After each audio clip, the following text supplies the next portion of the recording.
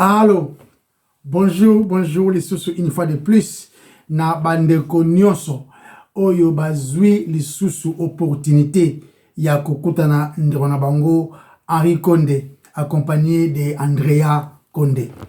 De pesi nzambe merci parce que yende apesi les sous pema na bongo na biso afin que to la moka peto loba to sala oyo et pesa nde yelo kumu ou encore koloba concernant sa gloire. Mais biso banani kasi poto loba oyo concerner le roi de gloire. Kaka basumuki oyo babikisami nangolu. Quand tu sais ngo na zo lo moko moko na be ngo PSG. La qui c'est pécheur sauvé par grâce. PS na G andinga golf. Pécheur sauvé par grâce. Nde yango identité na biso. Rien de plus, rien de moins.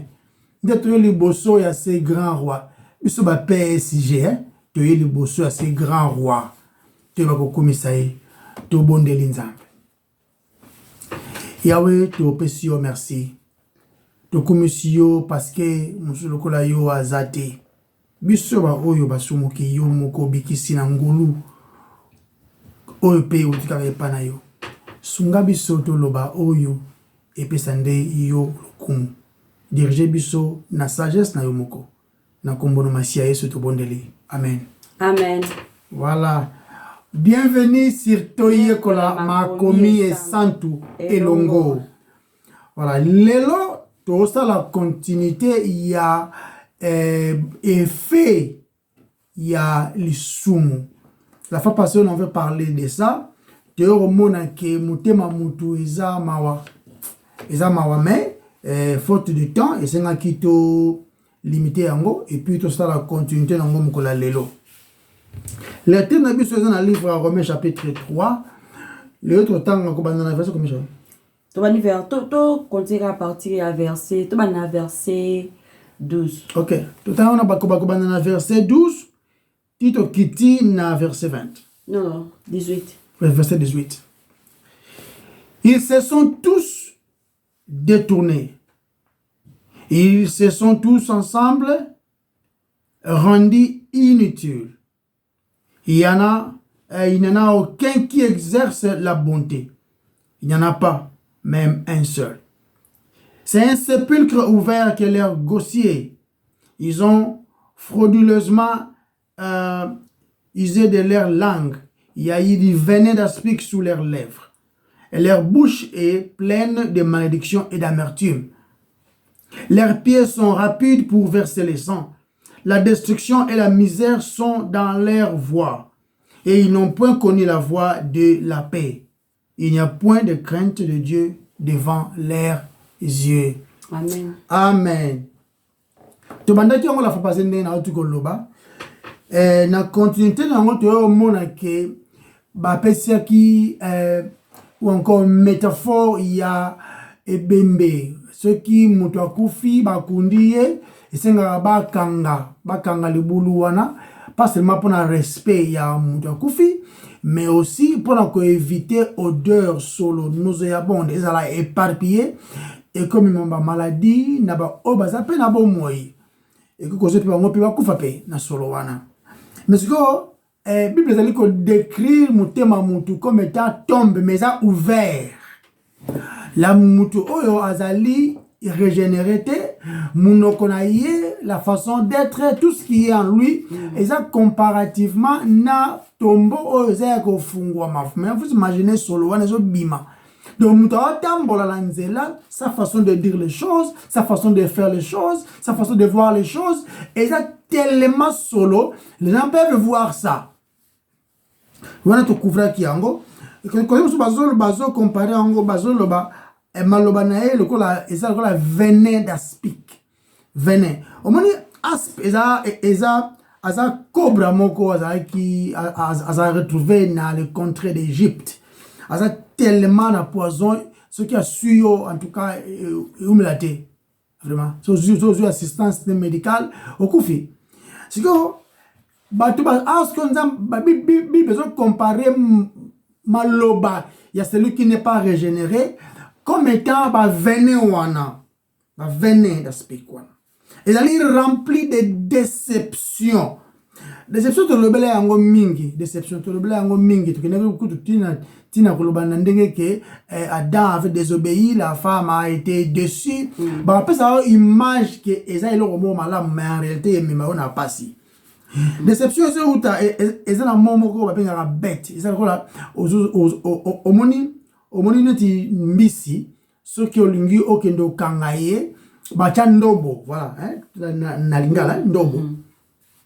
Donc ça pour bakanga mbisi ba kochela yemo eloko mo wana soit moi eloko o mbisi ko lingalanda soit vers de terre eloko mo ka mbisi a Hollanda mbisi ko landa ngo na vitesse na idée qui alia à se satisfaire on ndobo wana zo décevoir ye tanga zo landa ngo ya zo raisonner suna lengo na kotonda mais moche o achendobo ya zo raisonner so kingana che so kimbisi wana ale kolia wala mtu kolia peye kolia elie yo donc mbisi ya kolia et puis ba le peye sans pourtant aiba maintenant balobi awa munoko le cœur de l'homme oza sans régénération et ça rempli de déceptions que bibili fa remet que tout chose et bien bango bazali ko inventer ma bé donc pas ma bé ça te a ko inventer yango inventaire ya mabe. Inventaire ya mabe. Vous imaginez? Vous avez créé un monde ndenge moko boyo pour comment kolobango. Donc idée est que mutu wana azali ko batu bazali sans Christ, sans régénération. À cause de maele ya classe peut-être. Mais au mona ba ko banda ko agir na tricherie, hein? Donc agissement na sa façon de vivre à cause ça peut image qu'à vivre normal mais tant qu'il y a sa droite devant Nzambe n'endenge ya justification en Christ vina eza vain vina eza na déception il va faire des choses pour la intérêt ya yé ça peut paraître bien que c'est un bon député après ça va tout mbongo et tout mais l'intérêt principal les ali batute yé ouais yende intérêt principal. Bato mon intention ba touté. Non, au moins en côté. Mutura ye mo ga bien intention na e nanza. Ouais. Attends, ce qui paraît très noble, mais tu verras que à la fin, il est fait pour lui. Yeah. Donc, bazali ko agir na modèle wana. Ba ya même ko pesa ba asa lo mo boye et puis l'homme en Adam sans Christ, sans régénération. Romains 3 voilà. Chapitre 10. Azali plein de trahison en lui-même. Azali qu'au pouvoir ba faux support. Donc il peut amener un sujet, il peut amener un projet. Oyo bo pesiye ba idée pour que ça les mamalamu mais alingite. Mais ma support moi ma bena façon kaka décevoir afin que yeka kande a gagné. Je comprends. C'est le cœur de l'homme. Parce que même pas faux espoir. On va faire ceci. Vous voyez, tant au salongo, tokena boy. Toujours aller mettre ma politicien par exemple, non? Alors ça, on a tout ça, sauf n'importe quoi. Mais ce comme il a permis une élection. Maman. Et comme je vais faire ceci, je vais construire des chemins, je vais créer des emplois. Et comme il était bagé, alors comment on va dire la malem, béblo, meke, pose attention à bata, on tient batu mouinde, si ka mouinde, zala qui te parle, qui 3 ans. T'es avant de voir 20 ans, tu as mouinde à te. Vous comprenez? T'as comme à point qu'on vote, comme à tu mouinde à mon wana. À mati ba ça y a pas. Pèse batu ba map, pèse batu lo mo ndengwana. Vous comprenez que à ça lango te.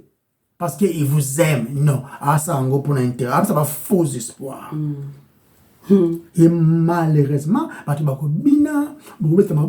allez acclamer pour la personne, mais ce qu'il fait n'est pas pour vous. Il est fait pour lui. C'est ça le cœur de l'homme. Et ça marqué par des dangers très cachés qui finiront par conduire à la mort. C'est ça l'homme. C'est ça l'homme.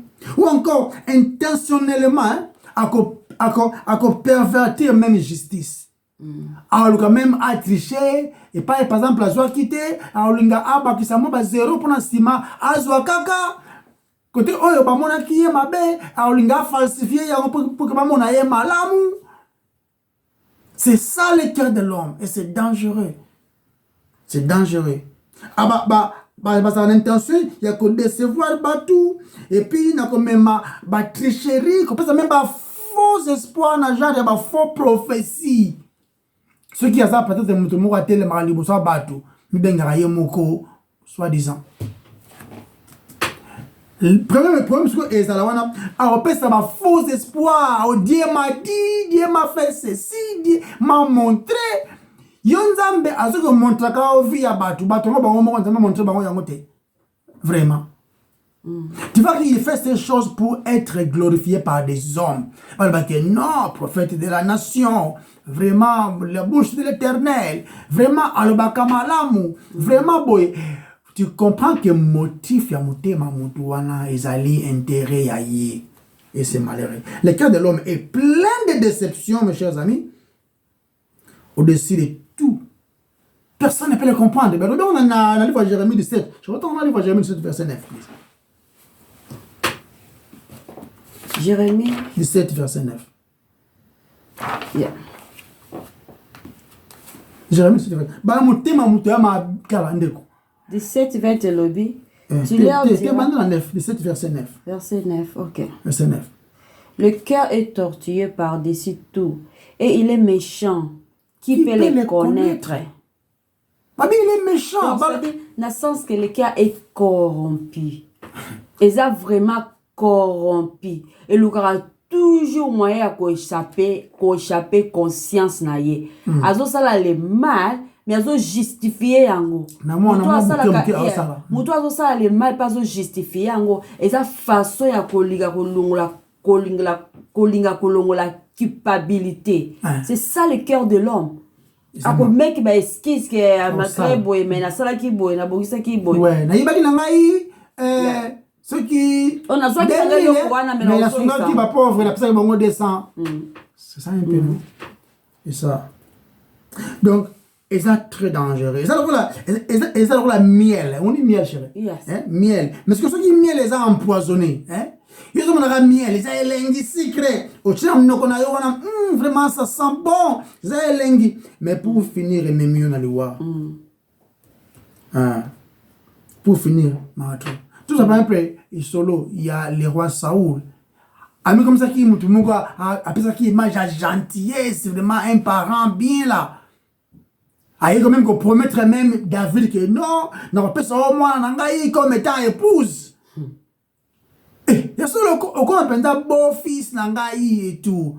Mais au moins il y a un guerrier au bunda malamu, zalaka pemben nangai au bunda malamu kende sala boye, kende même kutu yalangai ce qui descend philistin. David est allé avec beaucoup de motivation pour aller comme beau fils ya roi. Mais l'intention ya Saoul les alai non, ce que bunda saba faba, que bunda saba philistin, akufa kuna abaki anganga nite. Anga longola ba po abiki mutu akolongola ba posio ya philistin. Asali nion sera pour comme na matoyi ya David. Soko ke zulangai motambo ya ba philistia au pile bango zalo kwa leto longola poso. Et non peut se moi. Et puis a manipuler au salango pour servir Nzambe. Ya ça on a forcément que David a yebité mais David a yokine tu soupçon mo on comprend. Intention na ezala ki David a kufa na bitumba wana na ba philistin. Pas qui jale. Et tant que David a kufa David pas sérieux fait qu'il ne mourir azo comme ko kufa te et comme ce que mutema na ye comme moi ce que moko azu penza ce qui javelo ce qui nini abambaka abomaye. Ata obombi mabe kati na yo. O azala malamu papa na baka mingi te fima za charisme azaboy papa. Le problème c'est que vous allez comprendre que soit des opportunités, il y a ça mabe au comprendre tes niveaux ni ya mabe motema muteko ko ça. Ya mwa to senga kanzamba gidara biso. To pointaka te les doigts, mais to senga kanzamba miséricorde na ye et gardera biso et puis ma wa ba oyo, azo croire que baza malamu na ndenge na bango moko eza mamingi. Eza mamingi. Offre ya so ya Saoul, eza qui rien à voir na bonté na ye. Isaïki n'a joué la tricherie afin que David a koufa na maboko ya yete albagengate c'est les Philistins qui l'ont tué. Si on tout remarqué David ozala qui victime wana na scénario oyo tozongi sikoyo na vie ya David en tant que roi sikoyo aye pe na vie na ye ya kiroi azwi mwasi bato iri mais que tala scénario David asali abimina mwasi bato moi la femme est devenue enceinte mais n'a pas bomba mabe na ye ako même qu'on propose mbali yango non zonga na nukuta guerre ozonga na awa tango zonga awa il pose des questions de genre que les guerres za ndenge nini ça va on va en parler kene na ndaku comme ça on va voir ça après na idée que da iria ki ndaku na ye est fatigué out na guerre pe et tout moi ce n'est pas appelé wana et la possibilité base à la peine na moi si na ye afin de couvrir ye na mabena ya sali. Mais la mise soit iri, ou encore vraiment roi ça malamu, lève ma bon pour moi. Il y a un autre dans la prudent avant de merci na bateau. Nous avons la voiture na ye, aussi merci c'est vrai, n'a m'te maintenant au monde que ça rend au service. Mais intention mon thème na ye o yebite. A comme ta yebite faut le merci. Voilà la bien fait, ça venir m'ta juger ben intention à moto. Biso bateau to limbisa ka offense. To limbisa ka offense, to ça na pouvoir te o limbisa bateau. Ce n'est que Dieu. Il y a autant où Yesu alobaki na koka wana lobike tes péchés sont pardonnés ba pharisien ba kamo lui comment zo ba na ko limbisa masumu biso toza na pouvoir te ko limbisa masumu to limbisa ba offense parce que vous talon intention ya mutema ya David asumuki no mais yuri ayebaki te ka sumu kaki ezaka nzambe ne mutaye ko sonde mutema ya David pa yebini ezaki na mutema ya David c'est-à-dire biso to limbisa ba offense parce que to yeba intention te nzambe ne mutalimbisa masumu abati on olobi très bien bien que ça veut dire que tozala tu peux s'améliorer recommandation wana ya kolimbisa pardonner les offenses des autres de pardonner yango ça veut dire que ça n'ga pas si na limbisi yango mais conséquences nango prix faut futa melawana ngala ko demander ngo te po o pesa ngo kutu petelera mususu mais nzambe aza capable ya kolimbisa na ba offense aza capable ya ko pesa même prix pona offense salemi wana donc fallait peut-être to kena na mwanda mbona oza ko ba te moi muke par rapport ya nini bien na continuer à suka on continue na tozaka na Romains chapitre 3 c'est ça Romains chapitre 3 natanga muke verset 13 Leur gosier est un sépulcre ouvert. Ils se servent de leur langue pour tromper. Ils sont sous leurs lèvres un venin d'aspic. Donc, tant que tu as beau se plier na volonté en Zambie, et comme ma résultat, moko, qui ba discours ya mutuana, ba choix ya mutuana, ils a affecté dans le mal, pesa vide. Vous comprenez? Choix ya maloba mutoyo, nazo lobela, to langage na ye, et vous a nanzela te.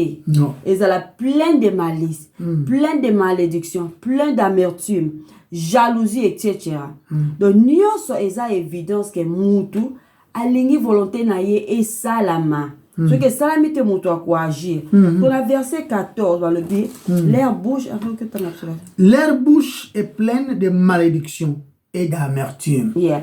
Donc, tout ça, on a verset 14. On a comparé verset 14 dans Matthieu chapitre 12. Matthieu chapitre 12, verset 34 à 35. Et ça très bien. Ce qui te a vraiment la Bible biso moko. Nous étudions, OK? Verset 34. Verset 34 avec 35. Dans la zone comparée Romains 3 14 na Matthieu 12 34 à 35. Race des vipères. Comment pourriez-vous dire de bonnes choses méchants comme vous l'êtes? Car c'est de l'abondance du cœur que la bouche parle. L'homme bon tire de bonnes choses de son bon trésor. Et l'homme méchant tire de mauvaises choses de son mauvais trésor. Yeah. Tant que tu as ingérer, donc tu as finga, tu as maudire bateau, tu as conclure que mon thème est exposé. Parce que la Bible c'est de l'abondance du cœur que la bouche parle. donc motema wana ezobimisa munoko wana ezobimisa oyo etondisami na motema moto etondisami na salité etondisami na volonté na yo moko volonté personnelle donc munoko ya ba chrétien il faut la plein de bénédictions il faut la munoko oyo ezoko glorifier nzambe to glorifier nzambe te pona ba nzambe obongi na lokumu to glorifier nzambe na oyo ezouta munoko na biso. Dans le Bible, l'abondance de cœur que la bouche parle, la Bible dit que la parole de Dieu habite en vous.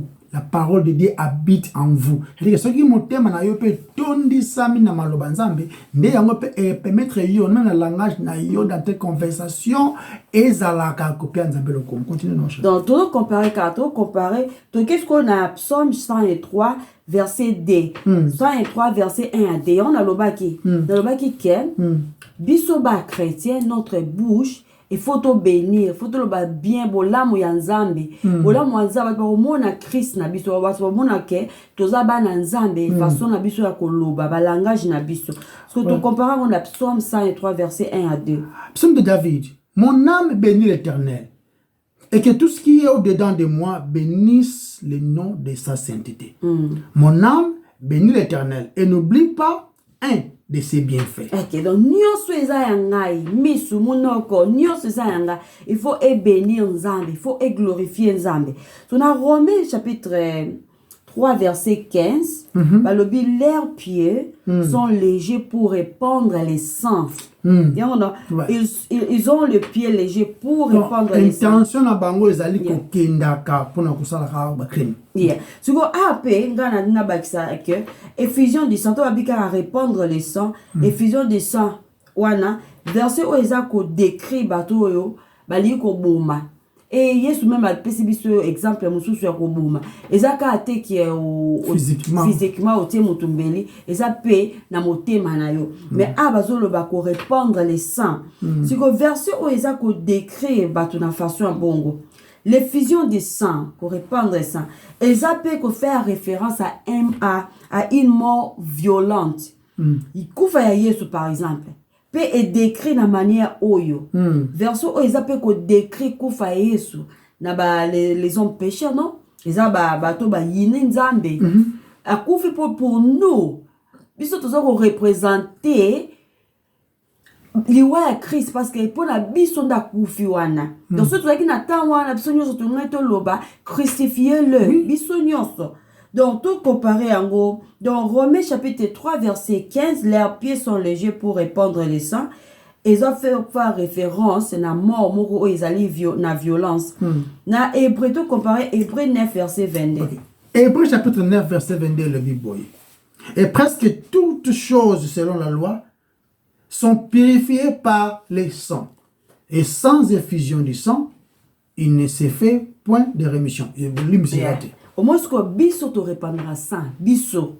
Ce qui nzambe sans nzambe, toza na capacité ba oyo ba bomaka ba bomba psika ko ba mutu na mbelite, o pe ba ko bomba pe mutu na mbelite ti ba kufa. Biso zo faire référence toza awa, toza inclure na verset oyo.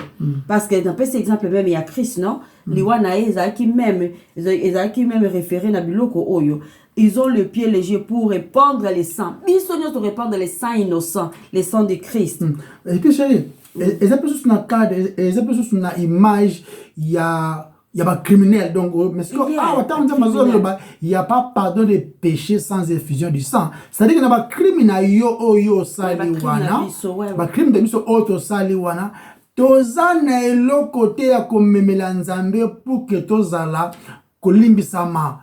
Donc esenga tozwa salaire na biso na totalité qui est la mort. Maintenant nzambe na bolingo na ye ole apesa biso la mort ngo a permettre makila ya mona na ye o eza sans tache et sopana. Yango lobi pour que bino bolimbisama il faut que le sang précieux et sopana afin que masumu na bino elimbisama. C'est dans ces volets là. La mort d'Étienne par lapidation est un peu décrite de cette manière. Dans Actes chapitre 22 verset 20. Et lorsque le sang d'Étienne, ton témoin fut répandu, moi-même aussi j'étais présent au point de et consentant, et j'ai gardé les vêtements de ceux qui les tuaient. Donc la peine capitale est un peu décrite de cette manière. Dans Genèse chapitre 9 verset 6. Voilà. Si quelqu'un verse le sang de l'homme par l'homme, son sang sera versé. Car Dieu a fait l'homme à son image. Donc, Romains, c'est quoi? Tout le temps, dans Romains chapitre 3, verset 16. Romains, sur 3,16, le Bible. La destruction et les malheurs sont sur leur route. Ok. Malheur, on a version de la misère. Destruction, c'est la image, il y a ruine. Et l'autre, il a ruiné. Le a mise, donc, une misère, wana. Eza mo o eza pe décrite dans Romains chapitre 7 verset 24. Misérable que je suis, qui me délivrera du corps de cette mort? Yeah. C'est l'apôtre Paul qui dit. Misérable, doit être misérable. Na 16 la destruction et la misère sont dans leur voie. Na pe ces exemples, na pe ces références sur la misère na Romains chapitre 7 verset 24. Voilà. Donc, misérable bien misère. N'importe pour la lobby, non, misérable que je suis. Je suis dans un moutou, un misérable. Bissounion surtout ça, misérable sans Dieu.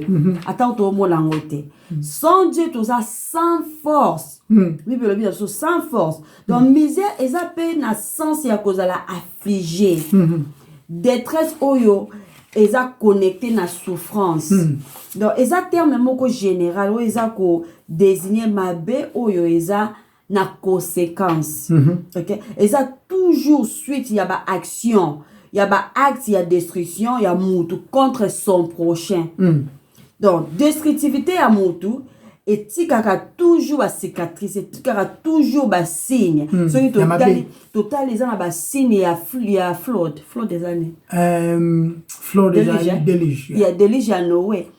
Tu sais qu'en Amérique partout tout ça là dans la fosse en anglais. Le fossile, hein. La fossile les arbres ça saison là c'est signe il y a déluge. Donc pourquoi déluge ça parce que mutema mutu et ça li kenzambe apona à détruire monde.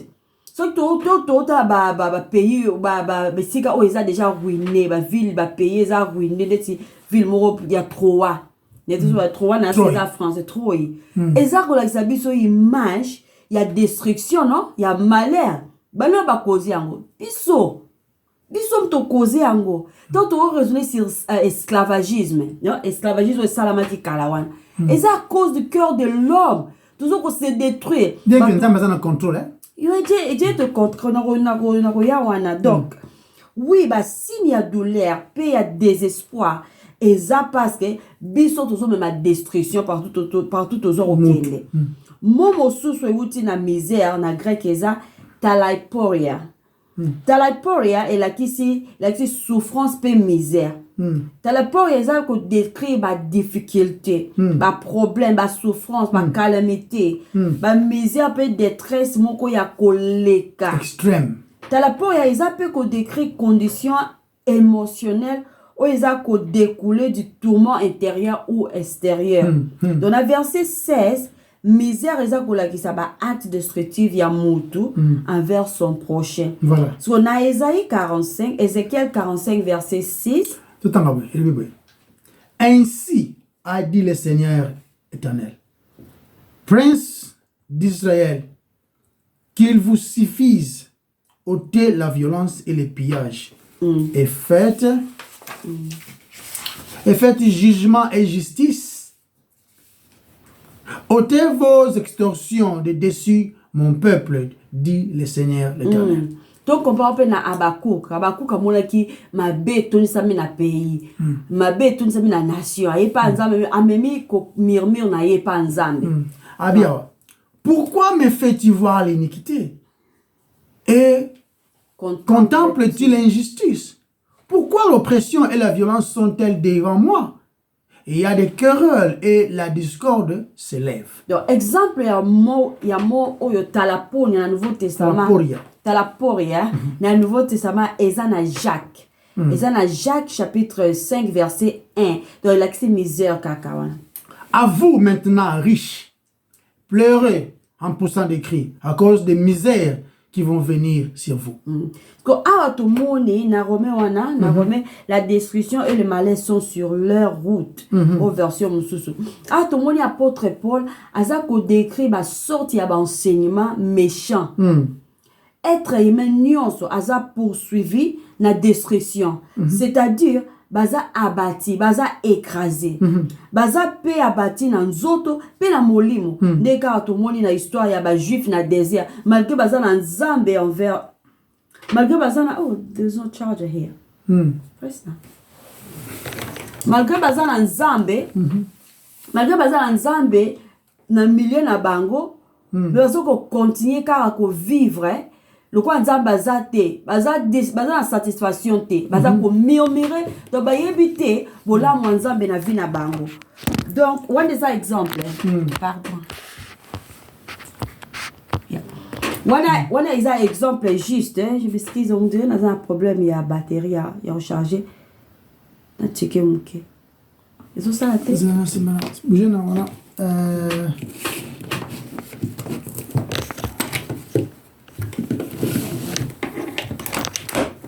Ah, ok, ça va comme ça, là. Yes, ils ont ça là, c'est que. Dans la zone, il y a qu'est-ce que tu as dit? C'est-à-dire, bisous, tu as écrasé, tu as abattu, destruction. Et ça, on va bien observer au lingaka. Et partout au Kenya, tu as des destruction. Ce qui peut les scientifiques découvrir que vie est en Mars et que la majorité a battu Kekuna ou bien a battu Kekuna Mars, destruction est là. Parce que notre cœur est juste été. Donc, tu as abattu dans notre pays dans Molimo. Ban Israël, malgré Namazaki Kasna Bango. Mais bazaki toujours abattu parce que kinini bakota quitté la majorité bakota quitté la terre promise. Mais ce qu'on a Psaume 1:4 Bible lobby, il n'en sera pas ainsi des méchants, mais ils seront comme la balle que le vent chasse au loin. Donc la n'était pas mon pépé wana ba déchet wana. Donc tout ça ko buka misère. Méchanceté ezana mutu nyonso oyazana Adam. Donc mutu sans Christ. Pour espoir ezate na Adam. Espoir ezate na biso moko toki otala biso te toki otala na ngad na komi tala la te. Espoir ezakaka en Christ. Ou aza le deuxième Adam. Tout être humain Adam aza méchant. Tout. Pe tango lisumu ekote ki na Adam, tango lisumu ekota ki oyo Adam zaki ko représenter biso nyonso. Tozaki biso nyonso na Adam. Penza ba pona ka sali ki choix ezaki choix moko ya meilleur, choix ya bien. Donc osuka ataka ri ngaka kweya. La route na santo ki Adam. Donc bazaki pe Adam azaki pe sans péché. Donc azaki ko représenter biso nyonso. Donc tango lisumu ekoti kati na mokili. Et même misère. Et même misère. Tango Adam sali choix ya ko sumuka, biso nyonso to sumuka ki na Adam. Et par l'ande to koma ki ba méchant par nature. Biso nyonso to botami ba méchant par nature. Tandis que mutu aza ko progresser na méchanceté na ye. Nini toza ko mona ezake biso nyonso toza abattu par de nombreux malheurs. Par de nombreux malheurs aux misère. Voilà. Tu as toujours décrit le cœur de l'homme n'engage à ma bien. Là, vous avez exemple mon cowboy. Par exemple, tu sauras un petit exemple mon simple. Tu peux toujours regarder ceux qui m'ont tout tambour la balabala bien qui n'a zamba moni un serpent. Il y a moqué. Alors big un serpent oh il a beaucoup dans ma pays. Juste serpent na et nanda le serpent il se rend compte que nazalanda kwa mtu moko mais le serpent est venu me et ça dit que mtu wana ozo qui serpent na ebité. Azo beaucoup la comme étant domestique et tout. Et puis arrive un moment, le serpent a boumi nandako. A boumami la kwe msusu mutukolon papa na zona susu serpent na été. Et je msusu le monsieur a comme Lucas wa ce qui ata lutu ekwe yaki na sima kiti tanga chemu sapene na sima azwa lutu wana ayoki piqûre mokobo. Essuyer. Azako beaucoup là. Azako beaucoup là. Comme animal d'accompagnement. Domestique. Mais animal on va bungi salike aussi ba osatike et le mokobo essuyer wana. Animal domestique wana na tina te ayeba ke yo za maître na ye yo mto lesa ka ye non il fait ce qui est de sa nature à swaka Yes. Et puis on contrôler en côté c'est ça le cœur de l'homme d'une manière ou d'une autre. Le cœur de l'homme est tellement mauvais faut tous na awareness dans tout dans la conscience nango peut-être que oh non je vais maîtriser ça je suis au contrôle de ça ité. La solution est Zakaka en Christ. L'homme pécheur a contrôlé jamais monté manaye. L'homme même en Christ Azape incapable de contrôler ses actions, son cœur. Et ça tellement mabé. Il y a un autre senga kaka mawanzambe à diriger biso, à justifier biso, à garder biso na yemoko. Sinon la nature pécheresse que bima il y a désastre na biso bato. Et puis ça va énerver Dieu, tu mérites qu'à punition, puis il y a un autre zali. Il y a un autre là où l'homme va. Il y a un ceux qui tu vas dans une église. Tu trouves une église parfaite. Bima wana. Parce qu'il y a au bébsango. Au bébsango. On se comprend. Au bébsango. Dans le livre Romains 3, chapitre 16.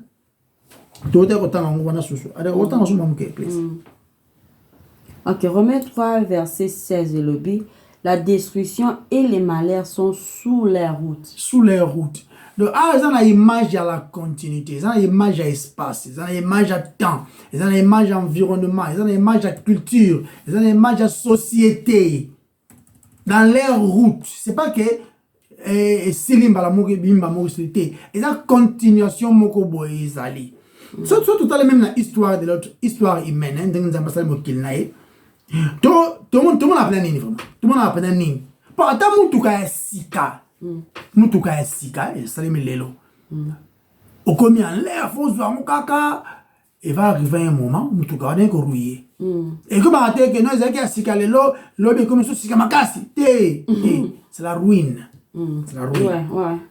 Donc tout le monde a ruine ya ba cité une ville bien c'est moi tout bon dans la yo je me suis Kinshasa Léopoldville Total la Kinshasa kitoko elengi la propre vraiment et tout ça taxi qui en jaune taxi qui kitoko couleur kitoko et tout ce sont les mêmes immeubles qui sont là non restés en place mais tout a ndenge commit attends Paris tant Paris ezala qui penza Paris batongo ya sika Tour Eiffel ya sika so ba renouveler yango te ba cha ba peinture te ba sala ba kende na ba entretien yango te ezandeni et bébati.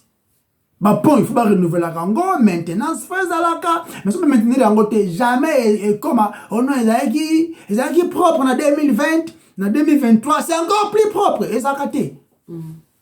Et ça caté. Tala. Moutou, au coup de bakera à terre, on a besoin d'un terre. Plus besoin de faire meurtrier, il parle que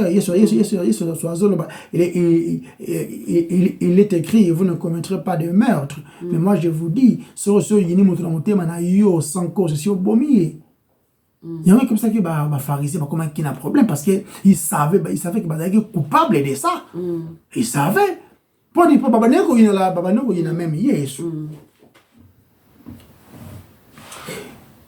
Pour remarquer on a la mutute Mtuwa ibalinzi mbongo na boma na auto mutute David kutu mobomi monene ngai kutu na boma motute na lenga kayo yaka ya c'est des femmes. Comment on est balé il vit en France peut-être voilà combo na voilà tant il combo na comme na bien ka évangéliste balé ba bien ka alobi yena David yekutu sava un peu pour David aboma batu ye aboma na batu te self-righteous, ok, c'est dangereux. C'est que, ouais, on a le comment parce que c'est ça que nous avons critiqué, mais on a le c'est ça, il y a évidence. Il y a mon thème à moutou, qui a malamouté. Tout le monde je suis un homme bon. Hein? T'es, moutou t'es à malamou, personne. Au contraire, qu'est-ce que nous faisons, chérie? Tout le monde a recouvert ma faute dans biso. Hein?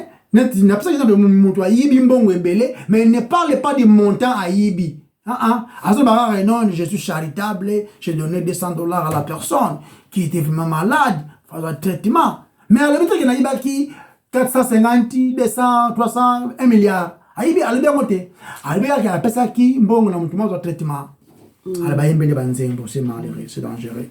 Donc, les entre Ocha miel, menacé à miel wana et un poison hein et un poison ils ont une vengeance ils ont une orgueil ils ont une tricherie voilà motema mutu za bongo yeah attends bon biango bible les cœurs de l'homme est mauvais qui pourra connaître ça vous comprenez mais c'est que merci Seigneur parce que dans zela na yekaka biso autre qui destiné la misère chérie hein tu qui destiné la punition Nzamba ya sauver biso. Tout ça qui na incapacité ya la sauver.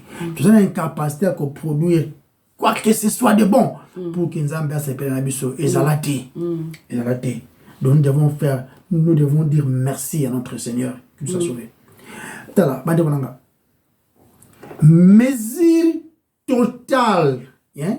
Il y a destruction ya motema mutu, hein?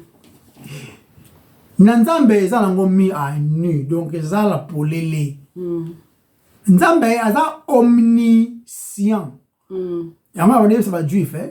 Na yebi ki boza na bolingo Nzambe te na mitema na bino. Il savait ce qui est dans le cœur de ces gens-là. Nzamba yebi mitema na biso et l'autre côté toko bomba liboso na ye. Et moi na polele. Et là au moment ils ont retenir kanda Nzambe. Parce que azomona mabe wana kanda na efo ya po ça juste. Mais là ils ont gardé kanda Nzambe tout ça to benga la grâce. Donc grâce et ça demi sala. Ils allaient ko garder kanda Nzambe et puis ils ont benga biso na repentance. Boya. Ils ont gardé quand dans Nzambe, ils ont bien en repentance. Ce qui a repentance, wana est longue, to bien la grâce est longue. Il ne va plus rester que la même chose. Condamnation. Yeah. Donc ils ont gardé car. Ils ont gardé. Maintenant, Nzambe a fait ça le Saint-Esprit pour que eux même aient une conviction. Afin que to yeba que to ali ko mériter quand Nzambe na basumu ki biso loba mais aussi na ba o bazali ko ndima régénération à Christ nde bango bazui opportunité ou encore privilège ya ko bengama ba Nzambe. Yes. Être humain a une tendance ya ko détruire inévitablement. Ba trust to monyango no andra to bango awate son pan ba trust to monyango. Tout le monde va divorce, par exemple. Tout à l'heure, on va divorce, c'est ça là. Exemple, le but que toucher, elle est divorce. Hein? Mais tout à l'heure, les divorce, ni n'est ça. Ils ont créé des équilibres, instabilité. Vous comprenez? Oh non, mais il y a faute, c'est elle qui a voulu ça. Papa. Le but est que elle qui a voulu, lui qui a voulu, toute la conséquence. Vous comprenez? Dans l'Ancien Testament, il y a une ville très importante, il y a une ville puissante, il y avait des gens qui avaient beaucoup d'argent. Il y a une ville commerce, il y a une ville politiquement stable. Mais il est arrivé un moment dans le qui ça, et bien Congo et tout. Et dans l'Angleterre, ceux qui en France, ceux en Allemagne et tout, il y a des villes qui étaient très bonnes. Alors, Troy paye qui.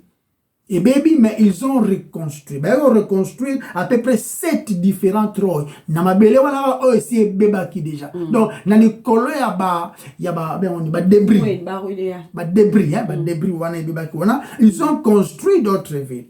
C'est pour dire que tala. Au sommet de l'eau sika mais réalité nango il y a débris. Mutu tout ça mona na malamu, tout ça mona na esengo bien habillé propre tout ça au sika.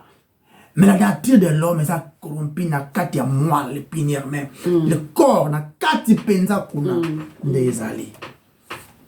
Sopa, ndi amoto yo senga le sauveur. Alors, oyo muto batu ba oh non, l'homme fait des progrès, hein, une évolution. L'homme fait des progrès, ça va marcher, c'est ça aveugle quoi. Et moi chemise na oh. Je le sombango. Et qui pembe propre tout. Attends veste. Je dis très bien là. Tangara dans la tango une fois, 2 fois, 3 fois. Et comme et comme les Mbappé comme non en tout cas ma trop hein. T'as la botte maki. Na lagi na petit mot boy to ko la peine normale et tout. Comme balle. Ah moi on qui toka, moi on ma teuille milaye, moi on di conscient, moi on boy. Écoutez donc, le compte bien, mais tout d'un coup, moi, comment nous appétit? Yo, t'as la photo, il y a 30 ans passé, maman. T'as la moitié? Est-ce que vous êtes engagés? Non, c'est ça, nous faisons des progrès, tout comme maman. T'es, tout ce qui est vers la mort. Tout ce béba. Les faits, les faits, ils sont présents, ils ont tout. Plus ou moins tout à la carte. Tout à l'heure, violence, ils allaient se propager. Ils allaient cicater. Ils allaient cicater. Donc,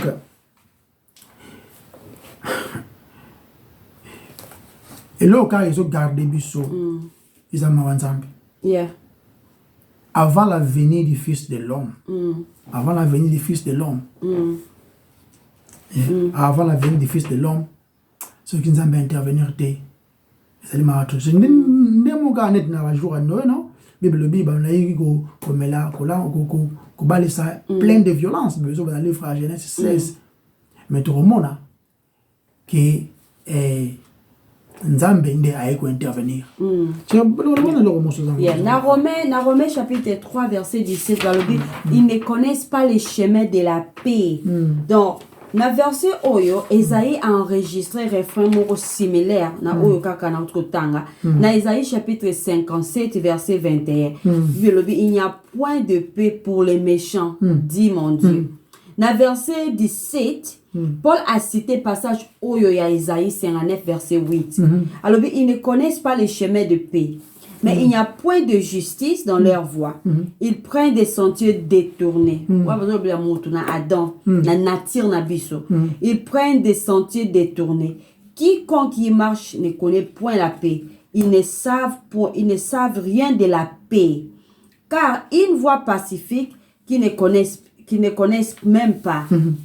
Passage Oyo, en d'autres termes, là qu'ici, ils n'ont aucune expérience de la voie de paix. Tous une expérience té nandela OEP sarabiso kimia. Tout le monde a une expérience wana. Donc docteur Luc dans l'évangile a expliqué que Jésus-Christ est venu montrer à l'homme cette paix. Ayekola ki sabiso kimia wana. Vous reprendre tout en allant dans Luc chapitre 1 verset 79. Pour éclairer ceux qui sont assis dans les ténèbres et dans l'ombre de la mort, pour diriger nos pas dans les chemins de la paix. Ok. Na grec, paix la kisika ke uti na mo oyo, et uti na verbe comme lango eiro. Eiro oyo la kisi lié ensemble, ce qui est brisé ou divisé. Donc, dans Romains chapitre 3, verset 18, la crainte de Dieu n'est pas devant leurs yeux. Exact. Donc, la crainte de Dieu n'est pas devant leurs yeux. Toute la fondation peut source, il y a un problème. Donc, fondation peut source, un problème. Le but est, il n'y a aucune révérence et aucun respect pour Dieu. Biso tozana ngote pour Dieu. Batu ba koma akobanga ba police, police azo bon ça ba biloko moko boye surtout ce police ya zawana. Nazo e ba jour moko boye avant à la sauver. Asomba ki voiture moko boye. A sira ki voiture angote. A sira kala. Avant zamba bikisa yo. Voiture ango asira ki angote. Soto mazo poussa voiture à police d'aller pembeni na ye. Non, c'est ça là qui met et c'est là qui mon colongo fallait renouveler assurance de la qui sans assurance mon colongo. Maintenant attends mon anzela si betumo tali na sima police a qui peine yote. Maman continue. Conscience alors luka façon ko ki ma police conscience. Donc ba tout ko banga police to ko banga ba policier to ko banga ba juge mais autres o eza étranger o eza ko kamwisa ba to bazana bo bangi te na juge de toute la terre mutu oyo azana tozate na sainte crainte na ye mais mutu oyo azana sainte crainte de Dieu aza oya botami ya sika azana bo bangi ya kosala quoi que ce soit oye ko sepelisa nzambe te ezaka ba chrétien mutu aza sauvé tabanga nzambe te autonga na ye après que église autonga na ye ba changer on est azo sala ma pesa na ye pe faux prophétie poko banga nzambe zate ya le kuta kutu asini pardon pété. Donc tout à la Proverbe chapitre 1 verset 7 et le but la crainte de l'Éternel est le commencement de la connaissance ou de la sagesse. La crainte de l'Éternel est le commencement de la connaissance. Le fou méprise la sagesse et l'instruction. Puis ce qui est na Proverbe na verset 9 verset 10 chapitre 9 verset 10 le commencement de la sagesse c'est la crainte de l'Éternel et la science des saints. C'est bon, c'est l'intelligence. Donc c'est la crainte de l'Éternel et la science des saints, c'est l'intelligence. Yeah. Donc la crainte de l'éternel, c'est le commencement même. Donc la crainte de l'éternel, c'est le commencement. C'est-à-dire, pour toi, ça sauvé te, crainte ya nzambe, ça te katina ye. Non. Commencement, ça même pas wana. Ata musika. C'est ça, on te benga, chérie. Sur le commencement, c'est ça. C'est ça, na lingala benga ngo zoba na lingala simple. Ba fingi ba tout mais c'est ça na lingala simple. Bololé, voilà un peu na simplicité nango. Donc mutu moko te. Akoki ko franchir la porte pour entrer dans la maison de la sagesse du Seigneur sans elle, c'est-à-dire sans la crainte de l'Éternel. La crainte de Dieu devrait caractériser, peut marquer la véritable enfant de Dieu. Donc, Henri, rapidement, tout le temps à Philippiens chapitre 2. Philippiens chapitre 2, 12. Ainsi, mes frères, ainsi, mes bien-aimés, comme vous avez toujours obéi, travaillez à votre salut avec crainte et tremblement. Non seulement comme à ma présence, mais bien plus encore maintenant que je suis absent. Ok. Tout en appel à 1 Pierre, mais la tête sur 1 Pierre chapitre 1 verset 17. 1 Pierre 1 chapitre 1 Pierre chapitre 1 verset 17. Verset 17 est le biboy. Et le bi et si vous invoquez comme Père, c'est lui qui juge selon l'œuvre de chacun, sans exception de personne, conduisez-vous avec crainte pendant les temps de votre pèlerinage. Ok, n'attendons le sous. 1 verset 10, et si vous invoquez comme Père, c'est lui qui juge selon l'œuvre de chacun, sans exception de personne, conduisez-vous avec la crainte pendant les temps de votre pèlerinage. Votre voyage. Vous avez la conscience de partout où vous êtes. Et ça, le roi, c'est un biscuit. Même si bana bolia biscuit présence nangai ba yebi ke mama zawana baza conscient ya présence ya mama ba oyiba te ba ozwa ngote mais soki nga azate conscience wana ke mama azate nde osala ba yiba parce que soki toza la conscience ya nzambe na mitu na biso et ko protéger biso contre kotonga ko finga ko yiba ko sala n'importe quoi que ce soit o ko honorer yote donc présente faut dans la conscience ya nzambe ba na biso tenanga na sala correction moko boye Nabaki mutaemba kinzembo na komene soki bali na komene Ike évangéliste Ike Bali ya on na juste pour nous sa précision. L'homme va à la ruine. Ils allaient continuellement. Mutawa qui na ruine. Tout ça besoin de se documenter sur ces sujets lelo. Pour ça tali na histoire au monango. Donc toute la question pour nini batu pour nini tout le monde va ville lelo ils ont qui développer ils ont qui propre et comme lelo ba ghetto et comme lelo net ba slum pour tout monde saleté zangitina tu veux passer exemple ba pays mususu mo to ma bien mais au fil du temps comme ma be koleka pour nini autant tout le monde a mais qui propre une rivière bien douce là ils ont qui très bien mais comme pollué pour nini. C'est au fil du temps, c'est à cause du cœur de l'homme. Parce que motema mutu ezali na tendance kaka ya ko conduire mutu à détruire. Même exemple même ça m'a fait exemple ezali que Allemagne kala ezali kaka pays moko non. Pourquoi ezali divisé? Pourquoi? Parce que même na Corée ezali kaka Corée moko. Pourquoi comme Corée du Nord, Corée du Sud? Et ça sera le cœur de l'homme. Intérêt il y a des conséquences, mais les conséquences vont aller plus loin. Donc, on a détruit la vertu, on a détruit, par exemple, les mariages, ils ont vertu, ils ont le remords à l'âme. Les mariages, ils sont définis comme étant un homme et puis une femme. Tant autant, la famille se compose du père, de la mère et les enfants. C'est ça qui est là. Mais tout le cœur de l'homme est comme au Kenya. De tous les côtés. Vous comprenez? Donc, l'homme vient, il détruit la paix avec tous, les associés. Donc, corruption, côté, les systèmes de justice, c'est comme il y a la corruption. Bon, on a sali, produits chimiques, on a gardé très place dans la place moko bien au moins déverser dans un endroit oyo et causer cancer pour ni pour kima taxe. aboya futa taxe ce qui peut ça qui mai moko boy ba melare polluer mai wana ye italien te on appelle awangani pe ka sala c'est ça le cœur de l'homme. Vous comprenez? Ils n'ont jamais connu la voie de paix. Hein, tu comprends une histoire horrible, il y a une guerre, par exemple, dans chaque génération. Dans chaque génération. Ils ont une tuerie, il y a une idée, il n'y a pas idée. Non, cause. C'est l'homme. C'est l'homme qui est au centre. Il y a ma cambonion. Hein? Donc, tout le monde, par exemple, il y a temps. Dans le monde de bandits, Zamba Pessi, Adam, Pessi, moi, na Caïn, et puis après Abel Aye. Aye, Caïn, na mutema, Ayini na ye Abel Abomiye, lui est côté pour na mutu. Pour na mutu. Et puis la société internationale de la loi, ils sont en Londres, ils ont une International Society of Law. On va étudier rapidement la loi na mokili et tout ils sont en Londres. Parce que là qui déclaration moko boy comparaison que non n'habite comment parce que ba ressources na bango pour naza kunate mais je entends un rapport parce que c'est par rapport à la préparation na biso 4000 ans pendant les choses on dit 4000 ans avant et au mona ezakana 286 ans.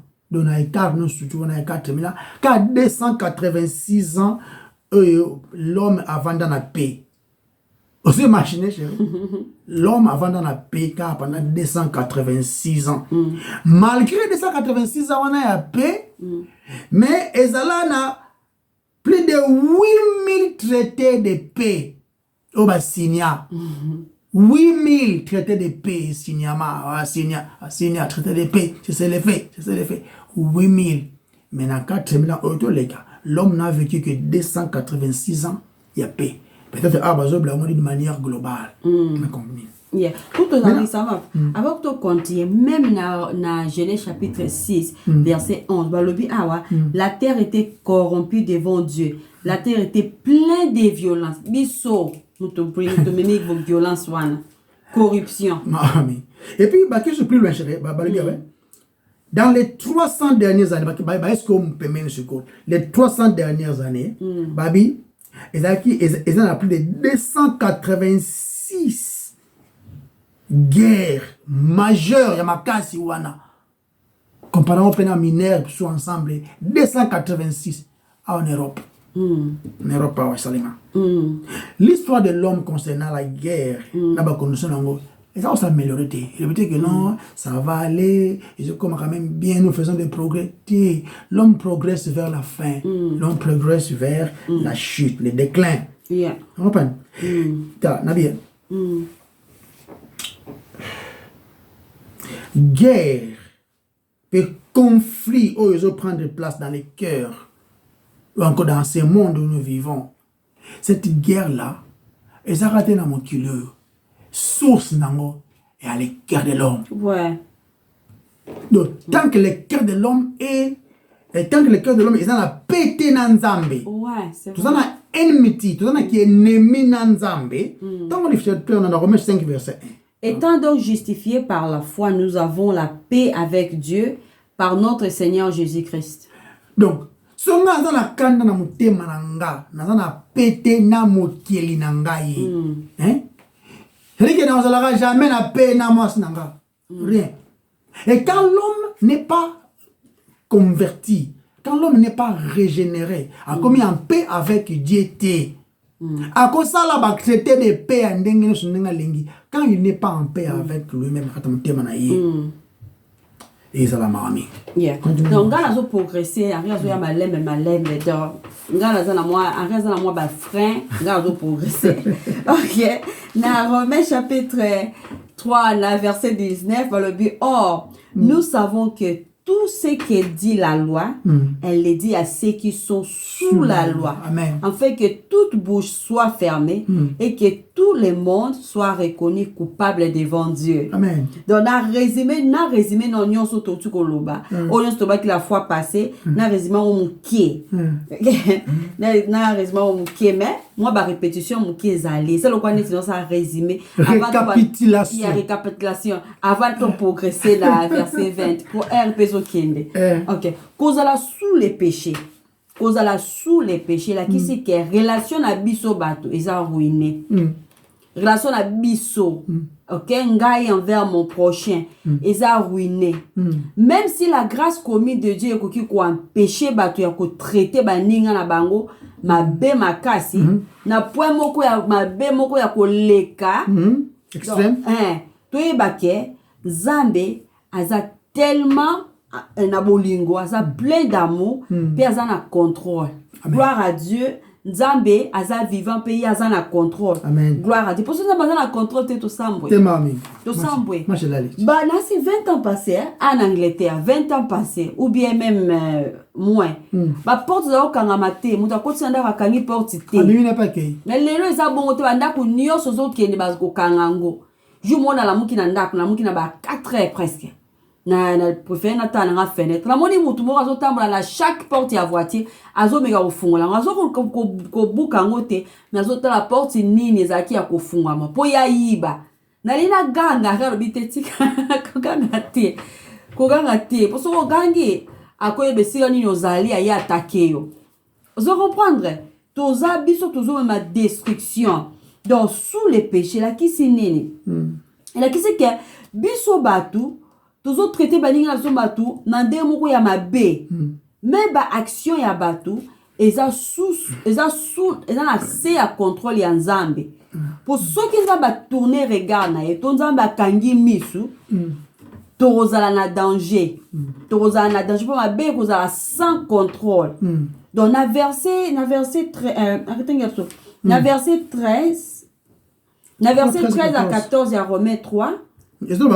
Leur gossier est un sépulcre ouvert. Ils se servent de leur langue pour tromper. Ils sont sous leurs lèvres un chemin d'aspic. Leur bouche est pleine de malédiction et d'amertume. Ok, apôtre Paul a décrit façon les sumo et même ruine nzela ya maluba na biso. A décrit pe façon où les sumo et ruiner ba action ya batu. Tout le monde nini la gorge, alobi la langue, les lèvres, la bouche.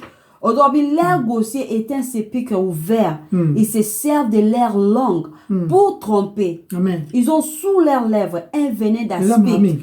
Dans verset 14, leur bouche est pleine de malédictions et d'amertume. Plein. Un sépulcre, ils ont la référence à l'iwa. Le venin est un poison.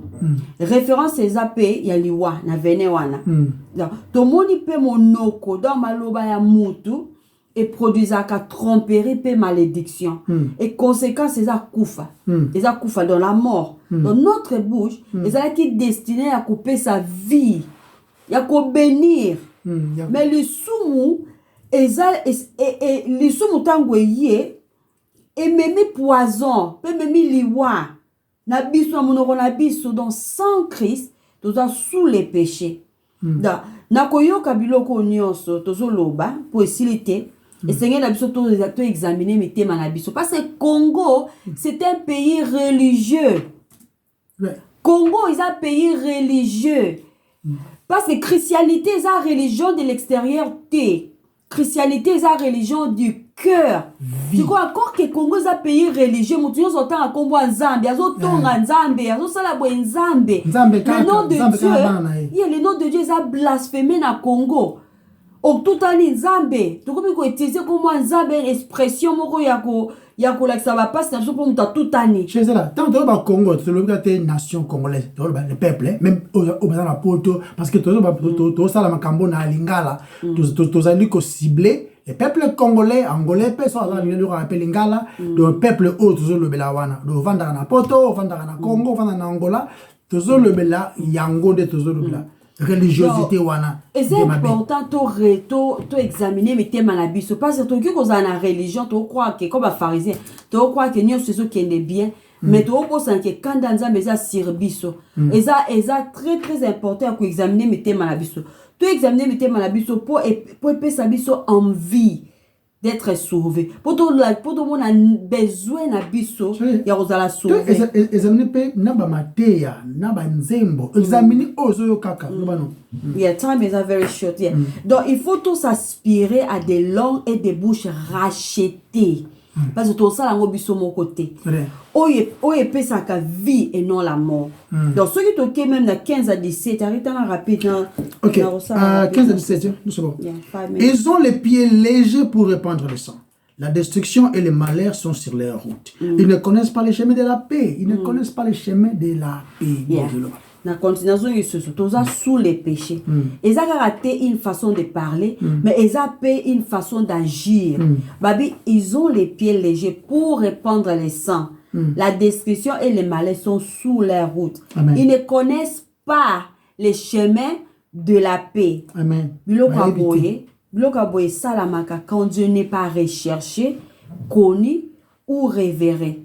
Soki nzambe alongoli restriction na ye na bas na biso bato ekozala pasi makasi yango nzambe a inspiré bato non apesi ba idée ya malamu na bato po batsa ba mibeko tozala safe donc tozala na sécurité yango to sepelation toza na gouvernement moko bien malgré corruption za pe anangi na Europe mais tozomona ke ba police ebele la majorité ba samsa na bango bien. Tout ce pays na gouvernement, tout ce pays na policier, na ba armée. Par nature, nous vengerions de chaque offense. Biso to ça la vengeance. Na offense nyo so muta sali yo. Pe makolo na biso yo la rapide ya converser les sang.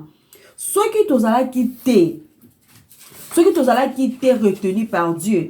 Biso nyonso to la capable ya converser les sangs innocents. Et ça a restriction en disant mais ça coopérer. Il y a un mois biso nyonso verser les sangs innocents. Dieu est au contrôle. Yango sali na biso te mieux que les autres. Ngala bomate. Ngako na yibali pa batuti. Ngako na sala boyete. Et ça rapport na restriction nzamba tie. Soki nzamba longoli restriction, ndesko to mona comment toza capable ya kosala ba crime. Atrocité. Toza même choqué. Na ebitanga Adolf Hitler azala ki na ba 15 ans. Est-ce que na ba penser ne ki robon ba juif ebele? A ça ba plein ma biso ko epsa ki ngara boya. Tout le monde même la Bible, nzamba poni na sir Élisée ou bien Elisha. Élisée, nzamba poni akile na Syrie, aebisa moko ya ba général ke yonde okokoma roi. Après Elisha talié, abani ko lela, mutanga tuni général atuni poani ozolela boy. Abina omona o yoko sana nation nanga. Ya lo binga azara nazal roi mbwa car non sala bongote. Pia sala kiango. C'est le cœur de l'homme eza bongo. Tout ce que la Dieu te contre. Yango et ça la nabiso te tout s'enorgueillir. Kenga la sala raboyete. Et ça rien que la restriction de Dieu.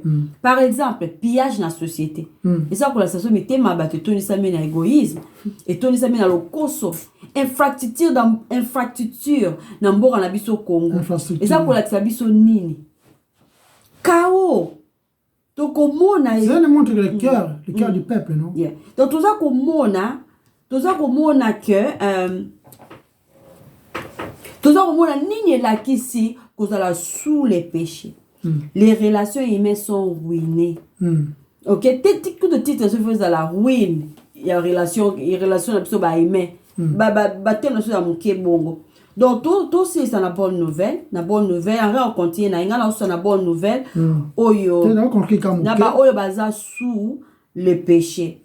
En fait, tout expliquer vraiment par nature des gens qui sont sous le péché et donc nekaka Romains 1:18, n'attendons rapide. Romains 1 verset 18. Romains chapitre 1 verset 18 et le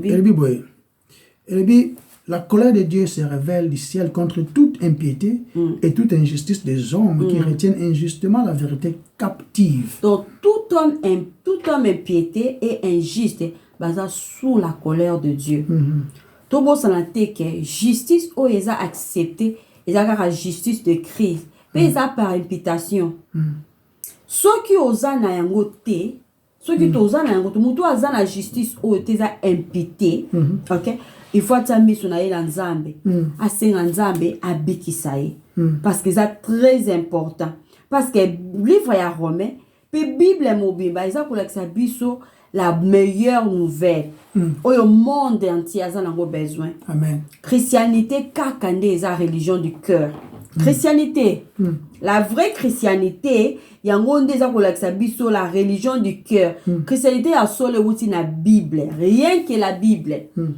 Puis la que Dieu, dans sa grande miséricorde, a tracé une voie de salut pour qui sauvé par grâce. PSG, pécheur sauvé par grâce. Donc, Bible la la puissance du péché et la punition du péché. Donc, on a dans Romains chapitre 3, verset 21 à 22. Et bien, mais maintenant, la justice de Dieu est manifestée sans la loi. Lui étant rendu témoignage par la loi et par les prophètes. La justice, dis-je, de Dieu par la foi en Jésus-Christ s'étend à tous et sur tous ceux qui croient, car il n'y a nulle différence, vu que tous ont péché et qui sont entièrement privés de la gloire de Dieu. Amen. Donc, ce que je me dis, c'est que je doute en gros. Tout à l'heure, l'histoire. Toute l'histoire, par exemple, il y a la Deuxième Guerre mondiale. Tout à par exemple, l'histoire, il y a les nazis. Vous imaginez, je pense à douche. Je vais te belé, je vais te douche. Mais douche, on a déjà une chambre à gaz. Et puis, bon, après, on a un incinérateur. Peut tomber des déchets, peut tomber bateau. Vous imaginez, yo au salango, pendant que yo pendant qu'on a yo, vous appelez moi sina bana meba saliango. C'est ça le cœur de l'homme qui est là. Tout wana pona, wana poto zo ko kata ba congolais maboko.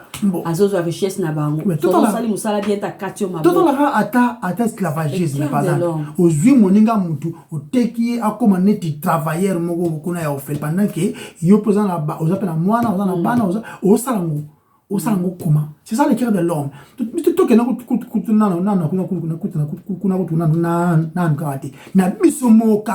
na biso mo kaka. Ozu penza empoisonné moninga na omutu pour qu'il y a kufa pour yo ozo poste na ye na musala. Au Congo ça s'est fait, partout ça s'est fait. Ozu o détruire mutu pour ozo mwasi na ye. Obi osombi lamba na yo pour la sabatuke oya yo eleki ya bilamba baton susu. Ozo sala ogei na biloko eza passager bilamba na ko beba lango. Eza pe éternel. Et puis ozo détruire moninga bango ba éviter na danger na mystique. Obunga apete quoi, vous apprenez. Toute la histoire bas syrien, c'est ce qu'ils ont fait. Toute la même local dans le monde. Je montre la observation. Ils ne connaissent pas les chemins de la paix. Parce que mon grané qui m'y a dit. Je sais comprendre au moins après pas de côté moro. Tant que va connaître c'est une connaissance par expérience. So e katimba moram so wole misime. C'est une connaissance par expérience. Connaître Jésus, c'est connaître la paix. Ouais. Sans Jésus, il n'y a pas la paix. Oh, au nom de Kimbangu, oh, au nom de Kimpavita, oh, au nom de Maron Branham, et à péter. Dans le baquet, la paix avec Dieu, la paix avec Dieu, voilà. La paix avec Dieu, et puis si Kimia Yonanzambe, ne écoute affecter la paix avec ton prochain. Amen, ouais. Le salut est en aucun autre nom que par le nom de Jésus. Le salut, c'est la paix d'affaires à peine en Zambé. Ce que ça a pété. Ce que paix en gros, elle a combat Kimbangu te, elle a combat de noir te, elle a combat Branham te, elle a combat Yadini Abala te, elle a combat Henri Konde te, elle a combat Pasteur Nabino te, elle a combat Yesu Kaka. Yega a pété ce Kimia Oyo. Le monde ne peut donner. Après, tu parles ça clair. L'homme sans Christ, sans valeur. Après, produire l'autre côté de noble. Rien, notre cœur ne produit que. Et ça, on dirait industrie. Et ça, on dirait factory. Donc, ils ont là, usine mogoboye. Ils ont bongi ça comme abbé. Ils ont produit ça comme abbé tout le temps. C'est ça le cœur de l'homme. Et maintenant, mawanza mbende ye et puis si biso le biso mutema libanga et puis si biso mutema ya musuni afin que tu bana ko recevoir ye wana nzambe a pesi biso comme cadeau comme cadeau. Et maintenant, ce que nous devons comprendre, n'est pas comme un Nzambe avec révérence, à comprendre que ça est corrompu et que Nzambe a payé justification. Vous comprenez? Alors, comme on a ma coquille, il y a la possibilité, il y a qui mamabe, hein? Il y a qui mamabe pour se tourner vers les grands rois. Nul ne vient au Père que par moi, et nul ne vient au Père nul ne vient à moi si le Père ne l'attire vers moi. Ezali ba effort na yote, mais ezali responsabilité ya mutu. À accepter yango, Dieu est souverain, l'homme est responsable. C'est ça, et ça, Jésus qui est des pères, Jésus qui est des pères. Parce que disposition ya Nzambe, c'est pour sauver les pécheurs. Il est venu pour sauver ceux qui sont perdus. On se comprend. Donc to yeba eloko wana est très important.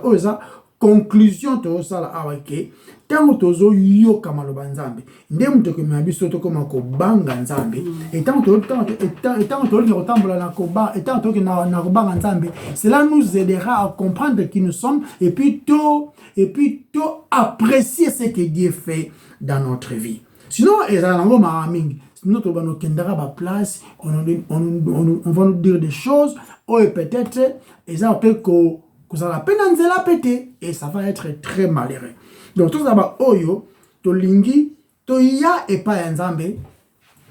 Tout ça to lingi to ya et pas Nzambe avec crainte, révérence, tremblement, sachant que yende mobiki ici mususu de. Ya mona par exemple Job azoloba mon rédempteur.